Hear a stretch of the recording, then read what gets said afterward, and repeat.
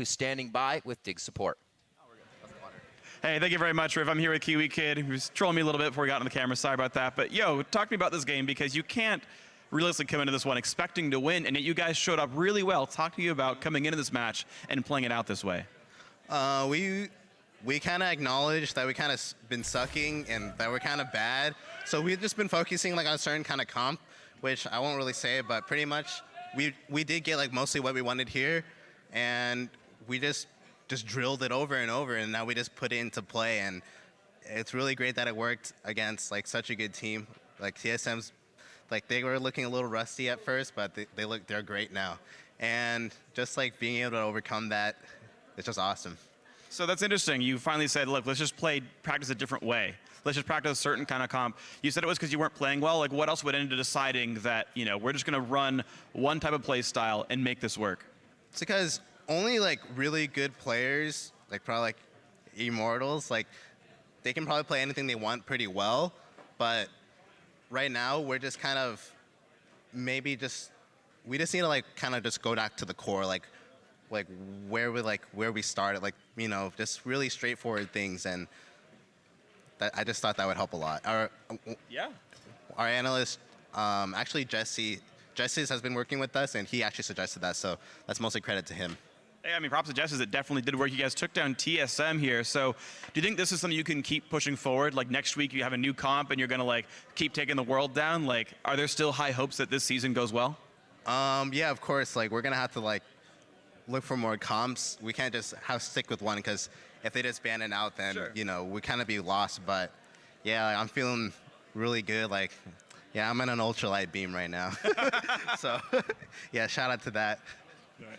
Kiwi, thank you very much. Congrats on the win. We're going to throw it down to the analyst desk. Thank you very much, Free. Great to see a smile on Kiwi's face after that victory. As he mentioned, they are taking down one of the teams that was in contention for second place in the NALCS, so it's quite an achievement, and they themselves now moved to 4-8, so that's fabulous. But before we get into the achievements of Dignitas, I need you guys to help me understand something. Why on earth would you last pick Quinn into Malphite top? I'm tilted. Thank you. Good answer. That's Thank you for representing in fewer words my exact feelings on the situation. Kiwi played great, though. Go into it, but Kiwi played amazing. Kiwi did play fantastic. I mean, they talked about going back to the core of champions, and Alistar for Kiwi Kid is literally the champion that got them back into the LCS. You know, Kiwi Kid making huge Alistar plays is been the hallmark of his whole career. So that's definitely was a really good pick for Dignitas.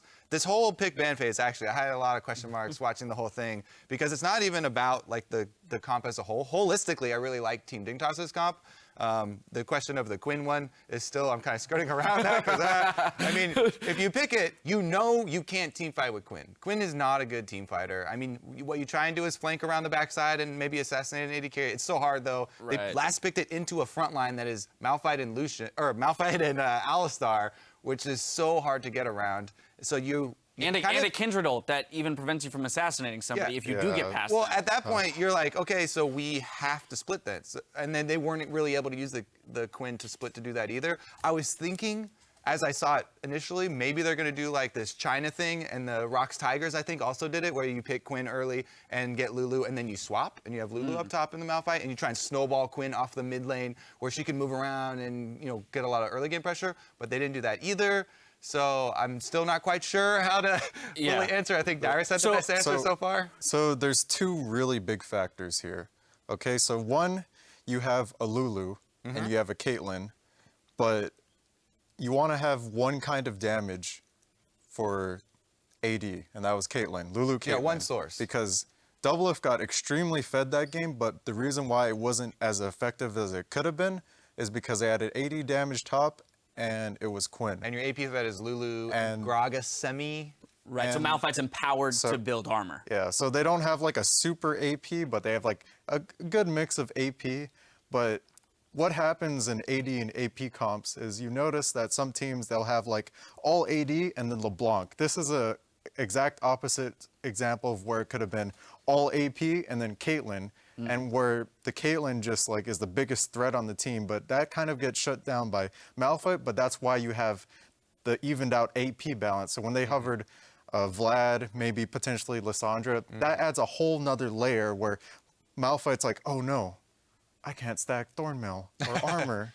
Right, I have to deal with the pressure from a Vlad or Lissandra in lane, so the immediate threat is an AP threat. Plus, across the entire team, there's going to be more sources of magic damage. I'm forced to go that direction. It then, by virtue, increases the damage that Caitlyn can output because you haven't been allowed the opportunity to stack armor. Really like the specific examples that they had too, because those are both AoE magic, which you're going to be taking that AoE magic. You're on the front line, but yeah, the other pick that had me with some question marks was the Kindred into Gragas after they already saw Gragas picked. Because I'm not a very good Kindred player, but I hate that matchup because Gragas has so much control. If you do not dodge perfectly with your dance of arrows on Kindred, her Q, then Gragas is going to wreck you. And even if you get a good ult off, usually Gragas will be able to knock you out of it. But they were able to pull it off here because, like I said, holistically, this Team Dignitas comp is very solid. They've got Malphite, Alistar frontline, and then 3 AD carries. Maybe it was more of a comfort pick that he practiced a lot. Like they said, going back to their core. Yeah, maybe that's it. Comfort pick for sure, and he did seem to have a bit of a rough early game. We definitely saw some better ultimates from Kirei in the late game, a very crucial one that saved Shifter in that team fight in the mid lane. And crucially, that was after Gragas had used everything and engaged everything. So you can do it afterwards. All right. If he doesn't hold on to it. I want to push this forward because I want to get to a team fight that kind of illustrates the way that these two comps interacted. In the mid lane, 4-0 nets the Baron for Dignitas on the back end, and kudos to Dignitas for layering their CC properly. We can roll this right out. You'll see the headbutt pulverized combo come through, and then the Malphite ult to follow. So again, the team fight prowess of Dignitas. Quinn, not even in this fight. You can see her in the back. She's on the minimap. She can't find a way into this fight. So this is where TSM really struggled. It's not only Quinn either. Like at the end of this fight, all of TSM's summoners from everyone who died was still up also. So that was also a big So no flashes blown. We saw that the Braum ultimate didn't even come out. The Gragas ultimate didn't even have an opportunity to be used, but that's because of those knockups. Yeah, I mean, Kiwi Kid, once again, when you highlight Team Dignitas, the Alistar plays from Kiwi Kid once again are initiating everything for them. Billy Boss had a great layering right on top of it, so they were able to get the maximum duration out of the bounce house effect there. But yeah, you can... exactly. The setup for it was, oh, we can't really teamfight with Quinn. Where's Quinn? We're circling around, then they're all split, and they got collapsed on. It was a really good move by Team Dignitas. So overall, a very peculiar draft by TSM that didn't allow them to make the most out of the early kills that Doublelift was able to secure. And then on the side of Dignitas, very well played when it came to those team fight phases and then playing around the Baron. Coming up next, though, we'll see if C9 can leapfrog ahead of TSM to share second with CLG, or if Energy Esports will end the week with a 2-0 finish. Stick around. We'll be right back. That Gromp buff almost...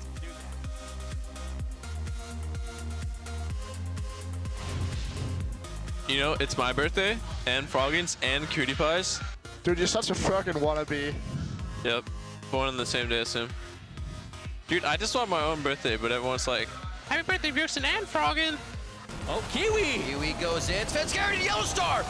Immediately deleted, and look at this. Lulu, Caitlyn. Nice. Caitlyn. Get her? You can chase. We can get Baron. Let's go, Baron. Nice. Got it. Hey, see Corky, see Corky. Corky no Valkyrie.